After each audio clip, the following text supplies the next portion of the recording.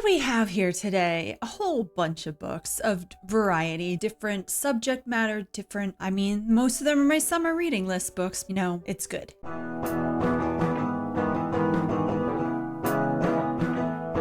Let's start with The Shell Seekers. This was written in 1987. It was a really long story. It was over 600 pages. It was a very good story. There were things in it that kept you a little bit captivated. There were so many different stories. I really like how it flowed. It made me more interested as I went along. However, it wasn't the most amazing book, but I did definitely enjoy it. This book is about a mother. I guess it starts off with one of her daughters. It goes back and forth mainly between Olivia and Penelope. Olivia is the daughter, Penelope is the mother, but there's also two other siblings to Olivia. So Penelope had 3 children. One is Nancy, the oldest, and then there's Olivia, and then there's Noel. So The Shell Seekers is actually a painting that Penelope's father had made, and it's Penelope's favorite of his pieces. He made it late in life. No one has seen it except for her family and those who have visited. She goes back in time telling the story of how she was raised by her father, who was older when she was born. She talks about her mother and the childhood that she was raised in. She grew up in England, and once World War II happens, she signs up to be a part of the ability to help the soldiers in a way. So she was like sort of in the military, but I forget exactly what it was called. And while she's there, she meets someone and things just start to happen quickly. She ends up getting married quickly. She has her babies. As she talks about her different emotions she has, she feels abandoned. She goes through grief, and it goes back and forth between her past and her present as an older woman. So it goes to when she's in her 60s, mid to late 60s. And she finds out early on in the book that she has had an illness of some sort, and now her children are very worried about her. And it gets to the point where some of her kids are worried about their inheritance, and they're worried about the artwork of her father because people are cashing in on his artwork. And so she could too, because she has special ones that no one has access to or ever have seen. But then it goes into Olivia. Olivia, she talks about, she's very business oriented. She gets along the best with her mother. She is a more free-spirited woman, but she talks about how she starts to fall in love with this one man, and the man has a daughter. In a way, her story is very similar to her own mother's story, but different too. But you can see the connection of why they get along so well. So yeah, there are a lot of characters in here, some of greater importance than others, but there is some content in here, and the content is what kind of ruined it a little bit for me. It's not like there's sexual descriptions at all, but it's just there's affairs, and they make it seem like it's not a big deal, or they make excuses for it.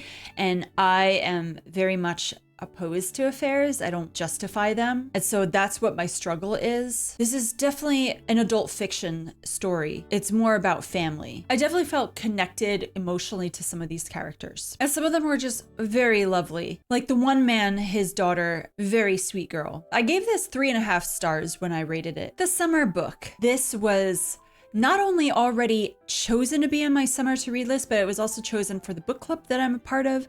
So I thought that was interesting because I was like, oh, this is already on my TBR. So cool. This was actually written by the creator of The Moomins, which is a very popular Finnish cartoon book series. I remember seeing the artwork when I was a kid. I have seen a couple episodes, but she wrote an actual fictional adult novel, and that's what this is. Tove Jansson is the well-known author. This story, it was very funny. It was a lot of banter between a grandmother and her granddaughter. I don't really remember how old the granddaughter is. I think she's like 7, 6. They are living on an island because the one young girl, her father has to do work on the boats there. And so they move temporarily into this summer house on this island, and it's very imaginative. The grandmother, she kind of becomes a little girl with this granddaughter. The granddaughter sometimes yells at the grandmother because she's not behaving too well. She scolds her for her language at times, even saying, don't use the Lord's name in vain.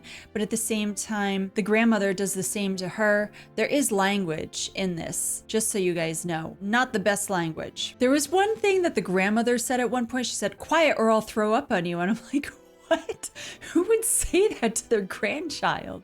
It was very weird. It made me want to be on a magical island because they make it seem like it's magical, and they talk a lot about the life there and what they see on the island. There were some cute aspects to the story, but it didn't capture me, and it was a bit too short. I could have enjoyed it more if it were longer, maybe. All right, remember how I said Gidget was like the one book that I was looking the most forward to on my summer TBR? Gidget was not the best book that I've read. I'm very disappointed. The problem with Gidget, while I grew up loving the movie, the book, well, it was written by her father. And so he has to put on the persona of his daughter. So he uses the language that she would have used in the late 50s, early 60s, and a lot of like, geez, and there's like beach talk in it that isn't really always appropriate. So basically this girl, she wants to go surfing. She's 15, almost 16. She makes a point of it several times. She goes to this beach. She wants to learn how to surf. She hangs out with these guys. Most of them don't care about her, but then they kind of adopt her as like a little sister of sorts. They call her Gidget because she's a girl midget, Gidget. And there's this one guy, his name is Jeff, and they call him Moondoggy, and she's really into him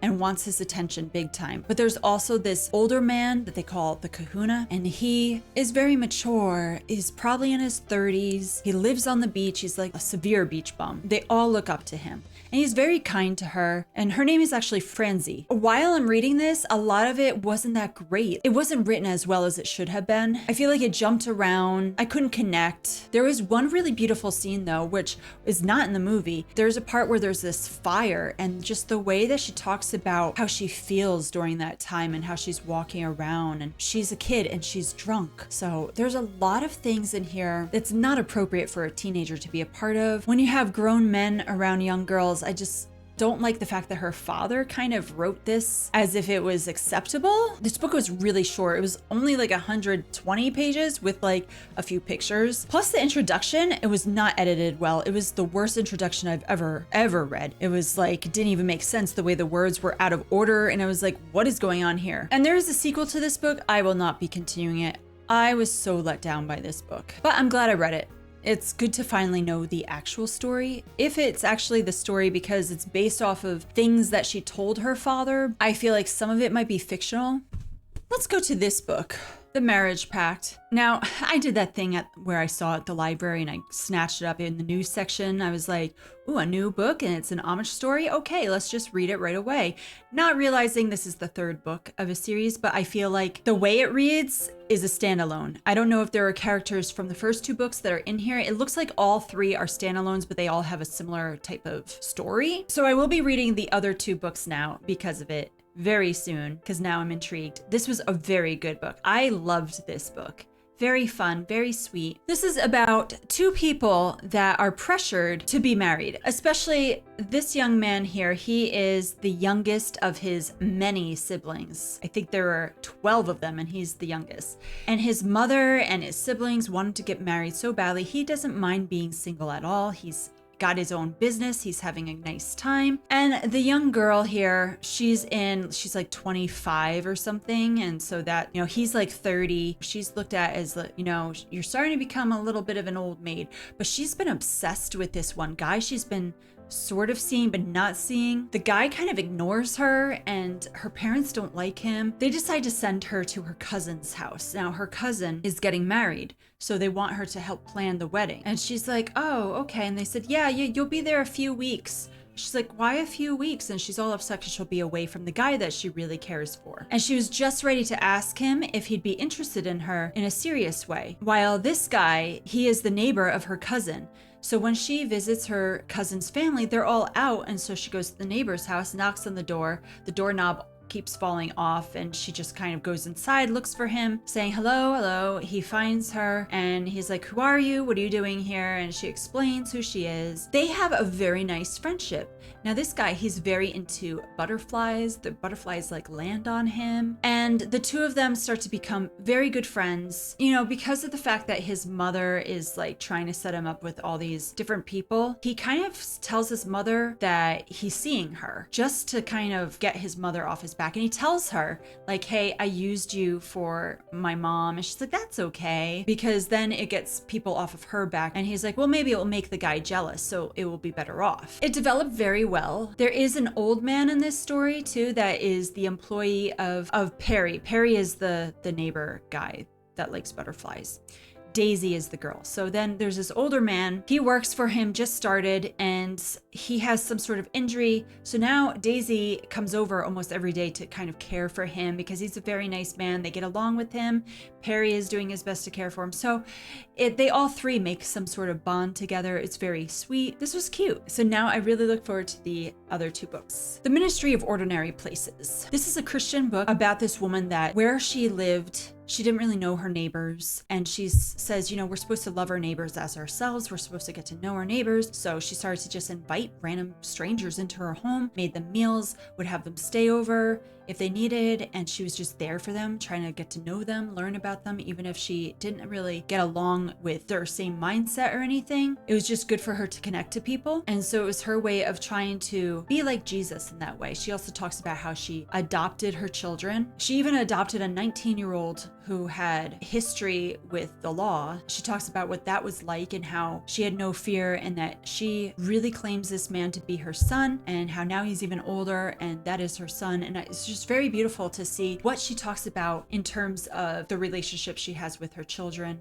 and with God. There was one bad word that she used. She didn't have to use it. I don't know why she did. She was quoting someone that said the word. That's what it was. But it was a very nice book. I enjoyed it. It was good to have one of those type of books. It's been a while since I read a book about someone living their life and how they're just showing kindness to others. It was very nice. The Sweet Life. I talked about how I thought this was such a cute cover, very summery feel. This is about a girl named Dawn, well, a woman named Dawn, and her mother Marnie. Dawn's engagement broke off. She decides to go on her honeymoon, taking her mother along with her. Her mother, she just finds out that her mother survived breast cancer. So she's all worried about her mom. She goes to Cape Cod, Massachusetts.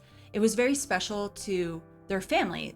Dawn's dad had passed, and we find out much later how that happened. He's been gone for about a year. So they're both dealing with that, plus now heartbreak on top of it. Dawn, she's a perfectionist. She has to do everything in a certain way. She's a planner. Her mom is the opposite. She just does whatever she pleases. So she sees this ice cream shop that had been burned a little bit, sees that there's an apartment attached to it. She just buys the whole thing. She's like, yeah, I'm gonna open up an ice cream place. And she meets this man who just starts helping her out. So Marnie forms this friendship with this older man who can relate to her and keeps telling her to go to these meetings with other people that either have cancer or are survivors of it. She really does not, she avoids it as much as she can. The weird thing is that even though her fiance broke things off with her, with Dawn, he keeps texting her, he keeps asking her questions. Her best friend keeps saying, hey, he texted me, he said this. And all the while, there are people in the neighborhood that they're starting to form bonds with. And Dawn, she loves making ice cream, and she's starting to change a little bit. There is definitely faith things said in this. It's a Christian book, and it was very beautiful.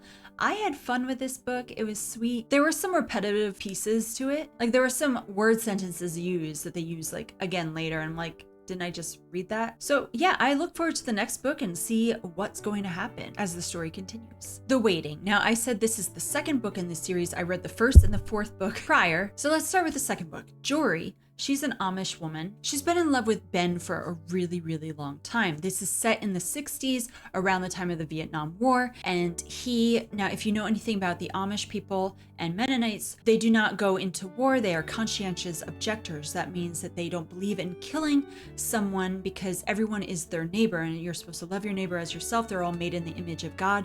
So therefore you do not kill them because that means you're killing someone that you could have given the gospel to instead. So it's wrong for them to be in war. That being said, Ben wants to be in the military as a conscientious objector to try to help people. He wants to be a medic and he wants to help them. This really worries Jury. Now, Ben has an older brother named Cal. Cal has taken care of Ben. He's taken care of his other siblings because something happened to their parents past that now he cares for them. Cal has just become a pastor. He was chosen to be so. He has a daughter. His wife becomes severely sick. She gets a very crazy form of leukemia, I believe. So she quickly, in the very beginning of this book, she dies. So I'm just telling you that. It's not really a spoiler because the rest of the story happens way after that. So this book is Jury. She is a school teacher, so she teaches Cal's children, his daughter, but also his younger brother who is very young. So he's kind of like a son, but he's his brother. Anyway, it's about the two of them. They're such good friends. They just connect very well. If I told you more about what happens, that would spoil it. Trust me, if you read this, you'll know. It was very dramatic,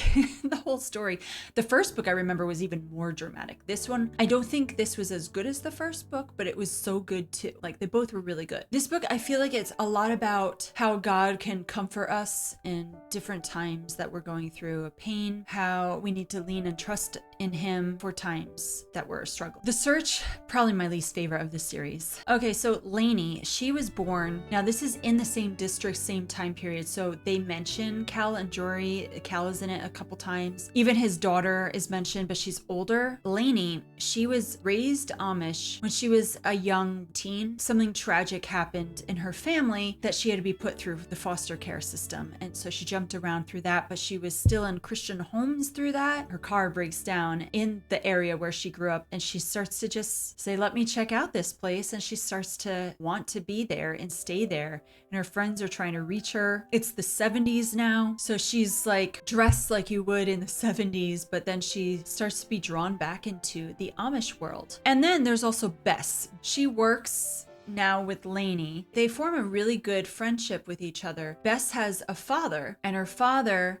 remembers Lainey, so he's kind of like, oh, hi. And he's drawn to Lainey, but she's not Amish, so it's interesting. Bess, her grandmother is also in this story. Her grandmother's brother is Lainey's stepfather. So it leads to interesting things because this guy, he needs like marrow, bone marrow, and needs a donor, but everyone can't stand him. He's a drunk. No one likes him. Lainey can't stand him. I mean, that's part of why she was okay with being in the foster care system away from him, because he was just so horrible. Yeah, it was just a very awkward situation, just all the different factors in it. I felt like the story didn't flow as well, but it did. Near the end, it got better. This book is a lot about forgiveness and how you're able to grow past the pain through that. Okay, I know, another 9-book review that I'm giving you here. Again, I'm just getting through all of these books. This is the book I was also looking very forward to. I pre-ordered this book. I never pre-order books, but I pre-ordered this because I was so excited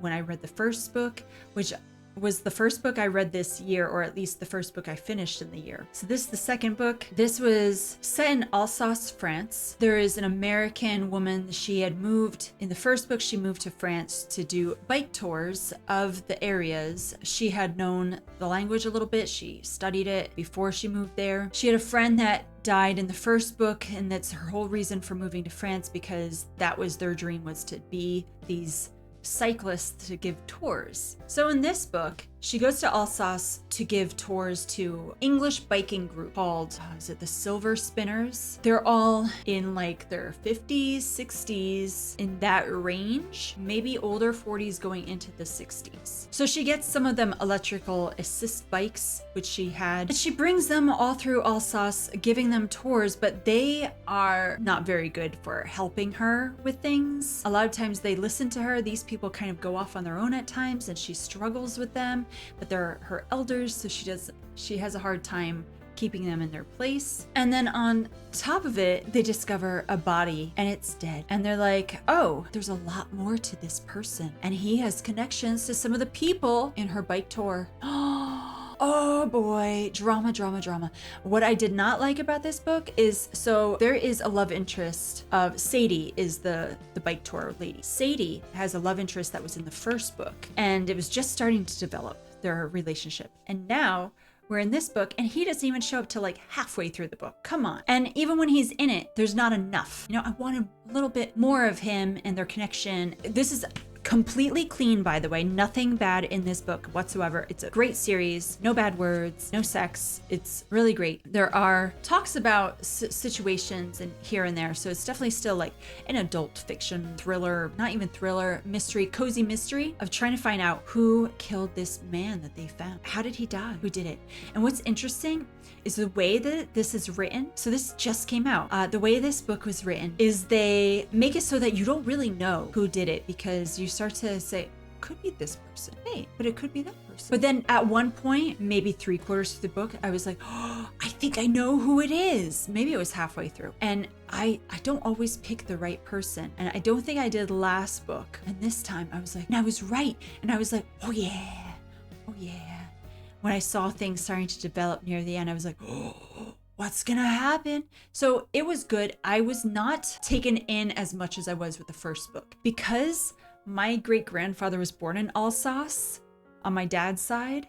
I was like, this makes me want to go there even more and learn about my history and the people there. So that would be really great. I feel like she didn't spend a lot of time talking about the places. Like in the first book, they gave you a little more history, a little more in-depth parts. They tried, but I think they were trying to focus more on the story here of the people rather than where they were going. But I feel like that has to do with it, so I wanted more of that. Anyway, time to write the third book. I can't wait. I mean, I don't even see anything talking about a third book, but there's got to be one. There just has to be, because they kind of opened it up at the very, very end as if to say there will be another one. Hint, hint. So that's it. Until next time, I hope you had fun. I hope you read a lot and that you have a good time. I'm already getting close to finishing my next book, so I'll see you in a couple of weeks with more reviews. Bye.